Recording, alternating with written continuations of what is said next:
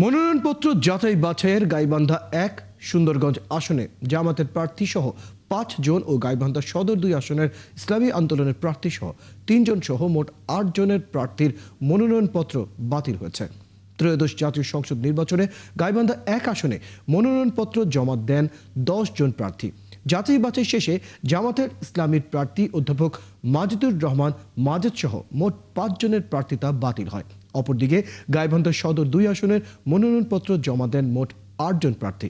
এর মধ্যে ইসলামী আন্দোলনের আব্দুল মাজেদ সহ মোট ৩ জনের প্রার্থীর মনোনয়নপত্র বাতিল করে নির্বাচন কর্তৃপক্ষ। গাইবান্ধা জেলা রিটার্নিং কর্মকর্তা ও জেলা প্রশাসকের সম্মেলন কক্ষে মোহাম্মদ মাসুদুর রহমান মোল্লা যাচাই বাছাইয়ের এই ফলাফল জানান। তবে বাতিল হওয়া প্রার্থীদের জন্য আপিলের সুযোগ রয়েছে। গাইবান্ধা ৫টি সংসদীয় আসনের মধ্যে শুক্রবার ২টি আসনে মনোনয়নপত্র যাচাই বাছাই হয়, বাকি ৩ আসনে শনিবার যাচাই বাছাই হবে।